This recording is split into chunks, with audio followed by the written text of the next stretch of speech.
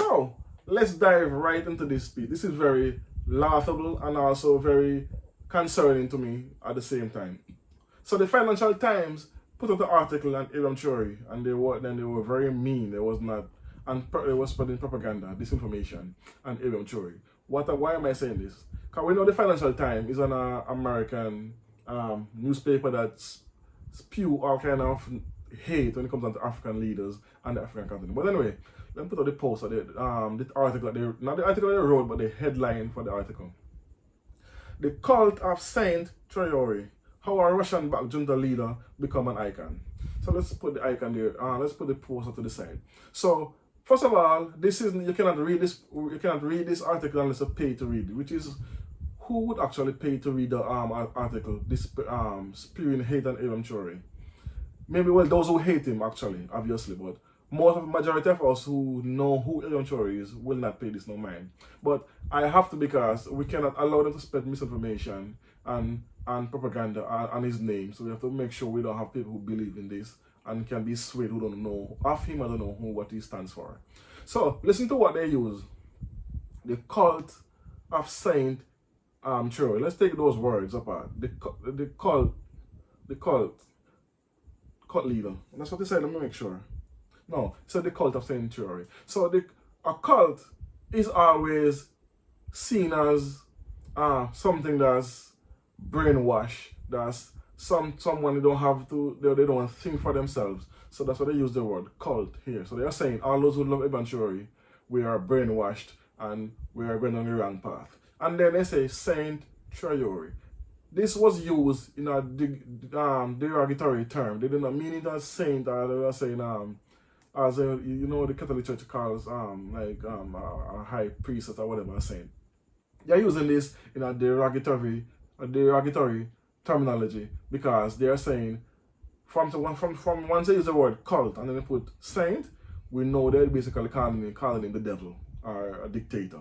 That's what they're alluding to, the opposite of a saint. That's why they use the word cult in front of it. And then they said, what did they on the icing on top of it? They are saying he's backed by Russia. And we all know how the West sees Putin.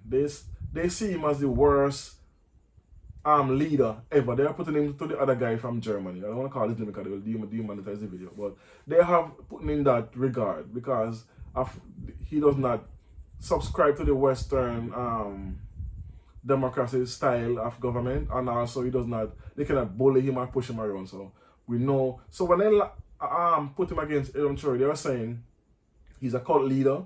He's a devil in disguise, basically, a dictator, just like, and he's backed by one of the worst men in history. That's what they are saying in this story. So, and also, let me just put this in perspective.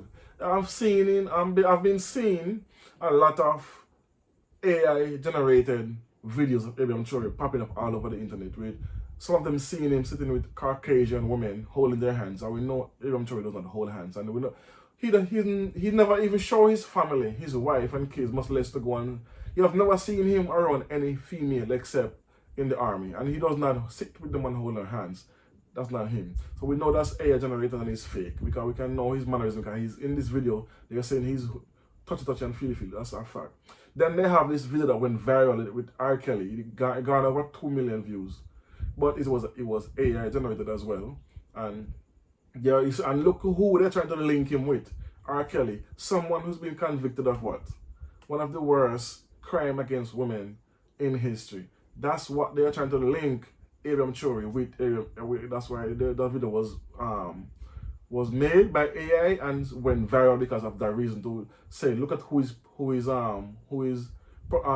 promoting Ibrahim Traoré. Those are the people that are trying to put in our mind that are backing Ibrahim Traoré. But it's way far from that, because what? They tried assassinate him. 20 assassination attempts. There's only one other leader in history that ever had that much attempt on his life. And who was it? It was Fidel Castro from Cuba. He had a way more assassination attempt than Ibrahim Traoré, but Ibrahim Traoré have been around for what, three years now. Fidel Castro have been around for what, 56, 60 years, 5-6 decades. So imagine 20 assassination attempts in 3 years. And then when that didn't work, on May 6th, you see, he confiscated 47 aid trucks. I did a video on this.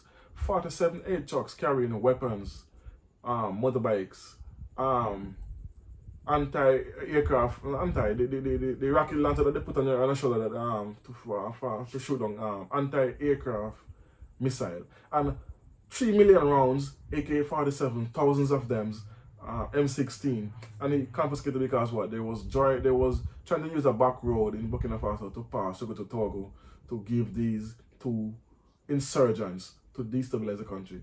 When that didn't work, then they tried to spread propaganda on the BBCs and the CNN and the Fox News and the a couple others. But I'm sure he had banned all these news network from his country because of what? They were spreading so much propaganda at Ibrahim Traoré. Oh, he's unaliving 200 citizens in this area, which was all lies because there was insurgents he took out. But they're not saying he took out insurgents. They're saying he attacked and unalived 200 people in this area. But they are stopping half and not saying who those people are. So because of that, he banned the BBC because they're the ones who actually pushed that video out. And a couple other news networks have been banned from the country. And now they are trying this new attack by using AI generated videos to spread misinformation about him, propaganda, and now this news article. So they're attacking him from every single area they can because what? It's not sticking because he rule by action, not by words. He does not come and speak of, oh, I promise I will do this, or I promise I will do that. No, he takes action. He just do what he's doing for his country. For what they hate about him, he took back his gold mines, 2 of them. He took them back from the imperialists and the what's the name of them again? The global you're losing my mind right now, but anyway, he took back his gold mine. He kicked out the French, the Americans, the Germans, and a few others. He only have working with the Russians, the Chinese, the Turkey, Egypt, Turkey, and who else? He's and Morocco. He's working with these people. He working with no one from the West. Even I forget, they also sanctioned Burkina Faso. I keep forgetting. I don't know why, but they sanctioned them as well. Then now, at one point, France had stopped all Air France flights to Burkina Faso and make a big deal of it. Then now, fast forward a year, they come begging to Ibrahim Traoré to allow Air France to return flight. He said no. Why? He said because if you want to return to my country with your airline, you have to make the same big announcement you did when they call us. We are a danger. It's red zone. It's dangerous to go there. Don't go there, and we're stopping our flights. They're losing millions of dollars because of that. Now because it's hurting their airline, they want to come and say, oh, we can resume flights now because you're no longer red. But Ibrahim Traoré said no. You make a big spectacle and spread propaganda against my country. If you want to return, you have to keep a national press conference and say the same thing you're saying to me in private, say it globally. And that's why they don't like him, because they cannot use him, they cannot use money to get at him. The World Bank is forcing him to take a loan. He said, nope, I don't want your money. We're going to use our own people, and we are using our resources to pay for what we want. No loans. The IMF, same thing. They're trying to use NGOs, and he's stopping something because NGOs, which he found out, he held a French lady recently who is running an NGO to say that she come to help the female of Burkina Faso to empower them, while she was sending back information and troop movement, location. But this was false information because Ibrahim Traoré's intelligence had caught onto her, and they was feeding her bad information to send out to her handlers, and so she was arrested at a point when they get all the evidence they need to arrest her, and she's arrested. And then she's crying and she crocodile tears. Nope. And I say who they use a Caucasian, because they always use Caucasian women against our African leaders. Look at what happened to the Guinea president. That's our side note. His wife, who was a Caucasian French woman, was same thing, was spying for a different government, and he imprisoned her for 5 years. That's the So we have been seeing this over and over when they're using European women to catch some of these leaders off guard and blackmail them. But they cannot catch him because he's a loyal husband, a son of his soil. He's anti-West, and he's working with the person they hate the most, and he's now building up his arsenal, his army, to protect his country and his people, along with the AES alliance, which is Mali and Niger. So they are trying everything, every single thing on this earth for us to get Ibrahim Traoré put out of commission, because if he continues along this trajectory, he's already starting to change how people is ruling, because the new president of Botswana, Duma Boka, he said the same thing. He wants to rule. He wants to do the same thing like Ibrahim Traoré, rule like Ibrahim Traoré, with Ibrahim Traoré style democracy. The new president of Namibia, I forget her name. She's a female. She's 75. Same thing. She's just like Ibrahim Traoré in the sense of she's deporting U.S. citizens, because they say that if you're deporting my citizens, and we need visa to come to the States, all Americans need visa to come to Namibia. Then you have Tanzania president, another female president. Same thing. So we have more and more presidents who are the tide is turning, they are more emboldened because they see what Ibrahim Traoré have done. And this is what they fear. They don't want this trend to continue, hence the reason why they're trying so hard. Everything from AI generated videos, sanctions, assassination attempts, propaganda, disinformation, sending in 100 million worth of weapons to send to some of these insurgent groups to arm them to wreak havoc in the country. But all of that is not working because the citizens of Burkina Faso is 100% behind their leaders. And that's one of the main reasons why he's so hard to get at, because the citizens of the country is what actually giving him this bravado, because they love him so much and they protect him at every turn. The people of Burkina Faso are also keeping an eye out. For any little thing they see out of place, boom, they make a call. Hey, we saw this somewhere and this don't look right.